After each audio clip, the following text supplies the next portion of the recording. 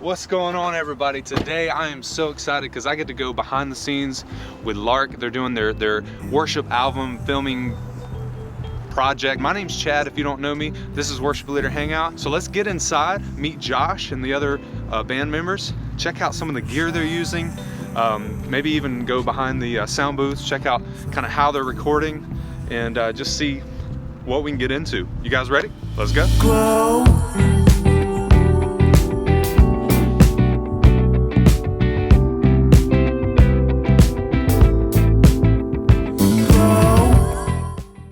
What's up, man? You ready, dude? Yeah, good to see you. Yeah, so what's going on? So what we're doing here is we're doing a big video shoot with the band that I'm in, Lark. Okay. It's going to be a 4-camera shoot. Right. We took, different praise and worship songs, gospel songs, hymns, and we put them together in this big 35-minute long thing. Yeah, and so that's what we're here to record. That's cool. So you're doing, I know we were talking earlier, and you're going to be filming twice. Yeah, twice. You're recording twice through the whole thing. Okay. Yeah, at least. Yeah. And then after that, depending on what kind of camera shots we need, we'll probably do pieces after that. Oh, little pieces. Yeah. That's cool. Yeah, it should be. This is going to be a big deal. Yeah, absolutely. All right, so I think I got it. There are a ton of worship songs that really minister to me, and I know that they minister to other guys in the band. I think what I want to try and do is take each section of each song that really ministers to us and look at it as its own unique ingredient into another bigger work. It's not just because I'm trying to be complicated or, I think somebody put the songs together wrong, but it's really, just for the sake of, taking ingredients from these worship songs and telling a much bigger story. I'm 5 minutes into working on the first kind of movement of it, and it's been a pretty amazing process. And I was hit with something huge yesterday, or whenever I was working on this from the Lord last time I was working on this. It's pretty cool how present He is in the process. I would love to see some of the gear and just kind of how you guys have set everything up and are getting ready for this. Yeah. Let's go check it out. All right, cool. Let's go.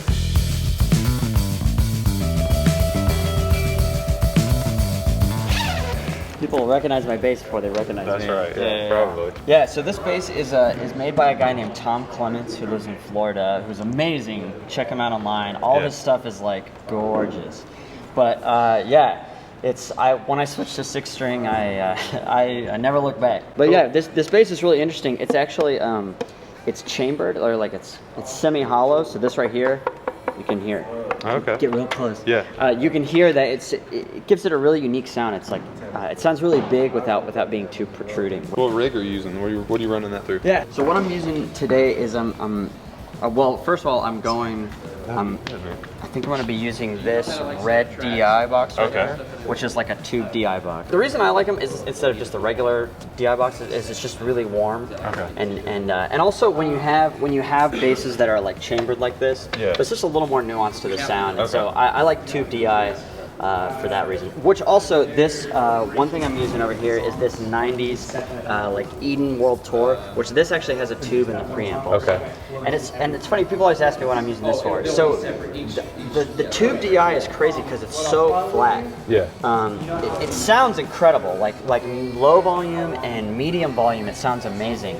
But to get the loudness, the bigness that I'm used to just for my normal gigs, it doesn't really push as hard as I need. So what I actually do is I actually use this just Carvin power amp, which just it's basically just it's just so I can push the gas as hard as I want. So and you're just running one channel or both? Just one channel. No, just one channel. And then I use the preamp of this, which has the tube and which has all the sound that I like. What is that over there?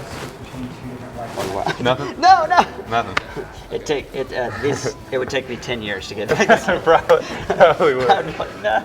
So what else? That's it. That's for you. Yeah, and then talkback. Oh, just a regular microphone. Talkback. Yep. So I can yell at everybody. Hey, can we get less bass in everywhere? Ears, house. It's less all over. bass. Performance. Right. Just less. Just less overall. notes. So yeah, just tell us about your gear. What you got going? What's your name first of all? And name Jared White.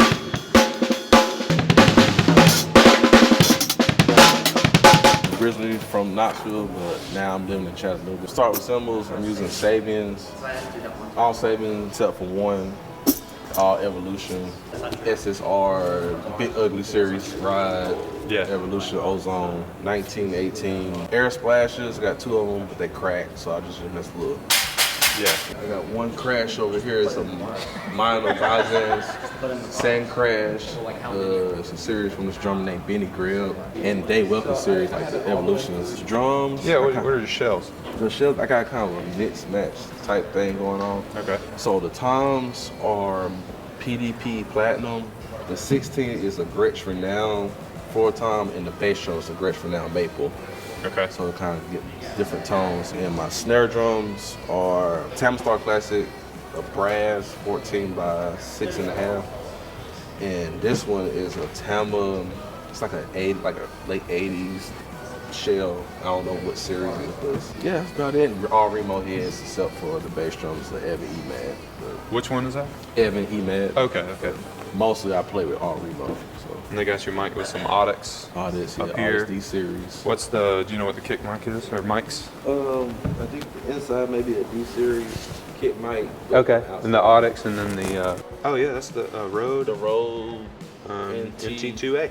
Thanks, shout out to Josh and Garrett for calling me to be a part of this.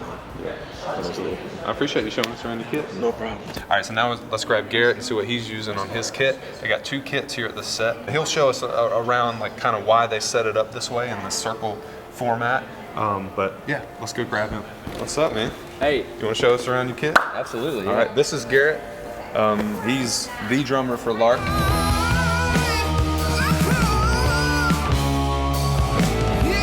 We were talking earlier how this whole idea has just shifted from like a performance where we were going to have an audience to now being more of a movie format, and where it's just, a lot of close-up shots, no other audience shots. We're not set up to perform one direction. So the thought came up where we would go to a more intimate setup, where we're all facing each other. It seems more like a hangout than it does like an actual performance, and it feels more inviting to the Almost kind of like a shed too. Yeah, totally. Yeah. Exactly. So yeah, that was the main thing. A rehearsed shed, that's for sure. So why did you decide to go with 2 drums, or 2 drum kits, 2 drummers really? I think that was Josh's idea. Okay. As he was starting to write this music, he was like, I want to do something with 2 drummers. I was like, sick. Let's do it. I know exactly who to call. So these aren't my drums. I'm actually borrowing these from Concord West Hills, but I did pick these out, so I do have some. Some of me is here. Some of you here, right? Yeah. So these are Pearl Session Studio Classics, Pearl Sensitone snare, and then Istanbul cymbals, Istanbul Agap cymbals. Really into these cymbals. Very complex. What's really nice about it, I don't know if it would pick up, but It will. A little bit. dark, complex, really, a lot of stick definition, has this nice wash underneath it. But as you start to crash it, it starts to open up and get kind of trashier. And it's not, the trashiness is not long, but the overtones are long. So it's really cool. You kind of have this like, here, I'll show you. So it's nice for like faster stuff. Okay. So it doesn't, you can hear every attack to it, which is Yeah. really nice. Remo Ambassador. Okay. Vintage Ambassador on the snare, and then coated Emperors on the toms, and then Power Stroke 3 on the kit coated. Now, do you like the Pearl pedals and all that? I do. I think they're really responsive and really easy to set up. I really like the Eliminator, and that's what this is. Okay. And then innovative percussion sticks. All right. I just switched to the 5AB. I was using 5Bs forever. And then I went to NAMM and I tried these, and I was like, the only reason I never got these was because it was a smaller diameter. Okay. And so I assumed that it wouldn't fill up the hand as much or be weighty enough. Right. But it's like denser than the 5B. It's the same length and everything. It's the only thing that's different is the diameter. Oh, wow. It's just a little wider. Now, are you running Ableton? Yeah, we're running Ableton. Super basic, just running click and cues. Okay. Yeah, no tracks. We'll do the track stuff in overdubs later. I appreciate you showing us around, man. Absolutely. 29. That's just 29. What's up, man? Oh yeah. No, I'm sorry to interrupt. No, it's cool, man. But this is like Aaron. this is like your signature stance, man. I've been watching the videos. Oh, really? Yeah, I see them. Yeah. Man, it's good to see you again. It's good to see you too. This is like the first time we've played it, and everybody's kind of been sure of like what's coming next. Oh, so, yeah. I'm glad it's working out. So we walk on this state-of-the-art carpet. Carpet squares. Yeah. State of the art. Right. You're only gonna find this here, shipped from Persia. This is a pretty simple setup. All right. The cool thing is, I don't know if you guys talked to Canberra yet, but she's playing most of the key stuff. Okay. And so I'm just kind of chilling. So I'm just basically playing this lead sound this whole time. It's really smooth, sick.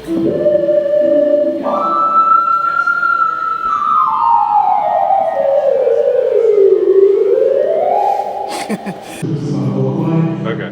And this is what I'm using to Nice. do the vocal stuff. This mic is tied into my keyboard right here. Okay. And this is the cool thing about like a lot of workstations don't. Well, I don't know if a lot of workstations have like vocal capabilities, especially like where you can kind of manipulate it here. Yeah. And this is the Roland DS. Juno DS. Yeah, this is the 88 key version, which just came out like this year. So it's kind of cool that they like have like a full version of it, because usually the synths they don't really, well, Juno's like Roland synth stuff, they don't really have like 88 keyboard things. So it's cool because I can do like a workstation stuff here, and use this for like gigs and church and stuff like that. But then also like if I just want to play lead stuff, I can do that too. And these are Sennheisers. Yeah, this is A15S mic. yeah, this one's mine. Okay. I've had this since like, I got this from like a yard sale. Oh, really? Like a long time ago. Which The TG V70 is what the model number is on the bear down there. I haven't sang on these very much, but it works really well with my voice, and I have kind of like a weird like range, so it kind of works really well. And I'm excited. I think I'm actually gonna get some of these for This guy. Like the, I'm just kidding. Was This that guy, awful? right? No, that was great.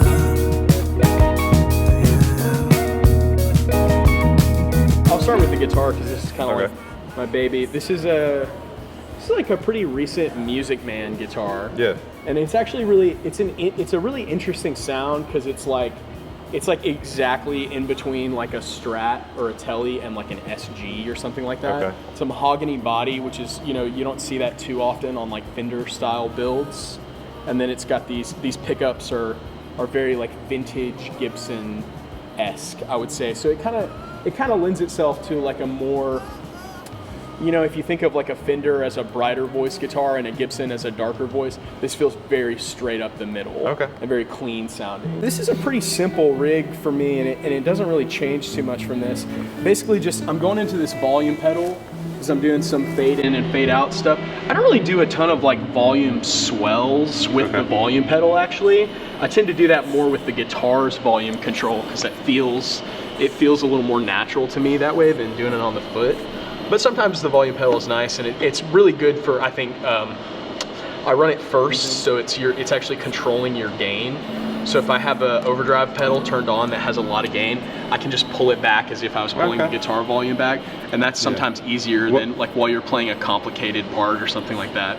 Is that Fractal? Yeah, Fractal. So I have the Axe Effects. The 3 drive pedals I'm using for this gig are this Pantheon overdrive, this Red Dirt Tube Screamer pedal, basically from Keeley. This is Wampler. Okay. This is a Keeley Tube Screamer pedal, and then this is another Wampler. It's called a Tumnus. It's like a Klon-esque kind of pedal. And then the Pog is a classic. It's just it's got a sub octave and an octave up, and then the dry.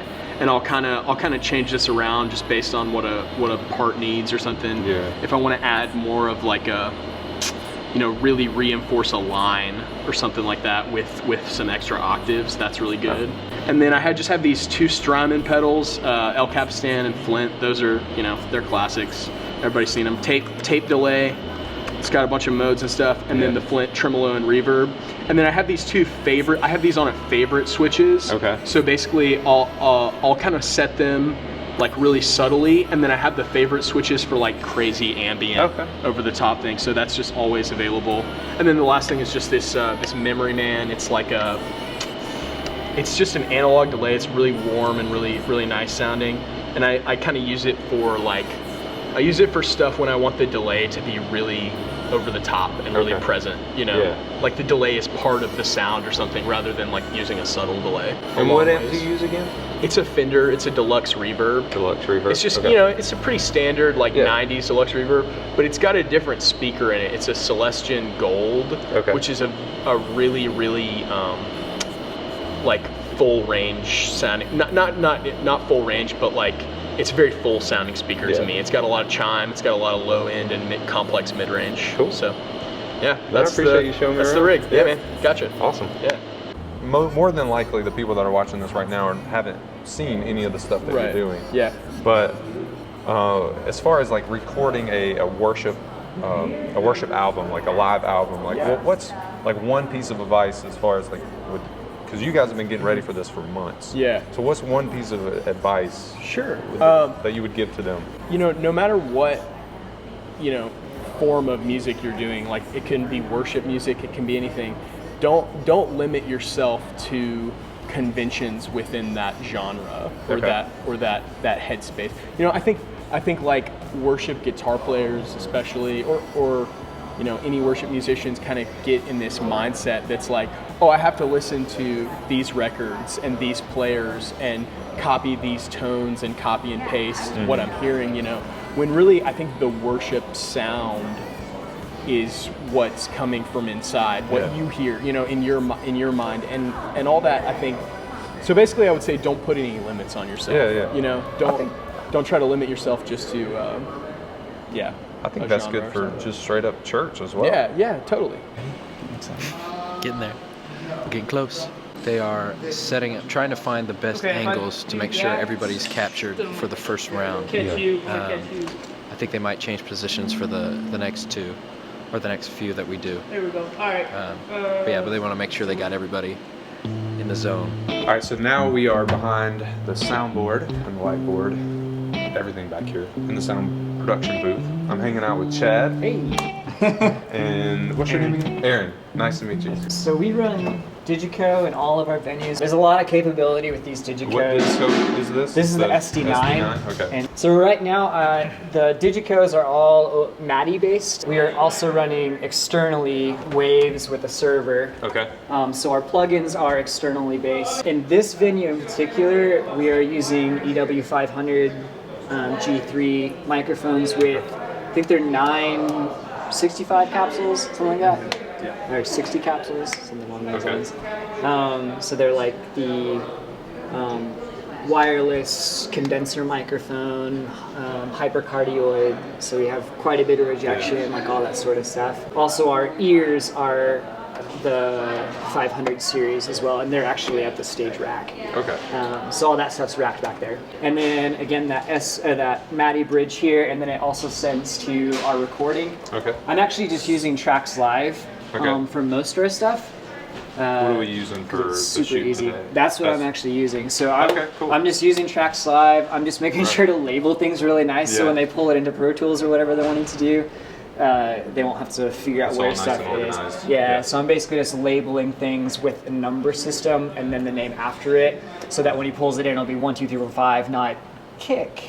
Yeah. Or like whatever is Annabelle. So a like number. So you're doing number and then what and it then is. and then so like every single time he pulls in a song, it'll just have all the tracks in order with random stuff at the bottom. Right. So it's just super easy. And then also on the same computer we have the MADI controller, so that's the in-ears. That's a lot of tech. Yeah, it is. I mean, it is a lot of tech. Even for recording like this, I mean, it takes a lot. Yeah. You need a guy like this. The guys like these that know what they're doing, know what they're talking about. There's a thing called job security. Every Saturday, I just walk around before Sunday service and just unplug a couple things, and then they like call you, Chad, come and save me, and you come in like a superhero. Yeah. Like It's all about job security. That's right. I'm telling you. Thank you so much for watching this video and going behind the scenes with us and kind of taking a look at what it takes to put on a live worship album project. We don't really have the right words to say for that, like what it actually is, but because there's no audience, but we just been jumping in as we can, getting some behind the scenes stuff. But the real production crew, I mean, they're working their tails off, getting some amazing footage from what I can tell. But anyway, Josh, just kind of tell us a little bit about like you know, where they can find this, maybe even when? Yeah. So the goal is the end of 2019 or early 2020. Okay. You'll be able to find the whole project. We'll throw it up online. You can find out more about everything we're doing on our Instagram and our Facebook. Okay. Check it out. Follow us because we'll be posting things every step of the way to keep everybody in the loop. Probably some promos and stuff like that to get everybody excited. Yeah, it's intense. I mean, the worship songs they're using in this project are familiar, but the music is not. Yeah. It's going to be well worth the wait. That's for sure. Anyway, yeah, go check them out. Even the music they already have out is phenomenal. So go check them out, man. I really appreciate you doing this. Thanks for coming. Letting us come. And we'll see you next time. Remember, great worship leaders are always learning. That's right. Let's go. Take 4,000. I feel good. You remember earlier when I was talking about doing a third take and then taking a nap? That's probably what's gonna happen. I don't know if that's gonna happen, but that's what's gonna happen. But I felt great. Everybody worked super hard. I felt like I asked everybody to do everything for like this. I was like, hey, please, you know, give 100% of everything you know how to do ever. And everybody was like, all right, we'll do it. Let's do it. And everybody showed up. Everybody did amazing things. And I'm really feeling really good, really happy about it. I'm really excited to see how it's gonna shake down now. Yeah. Yeah. So. Let's get some food, man. Yes, let's get some food.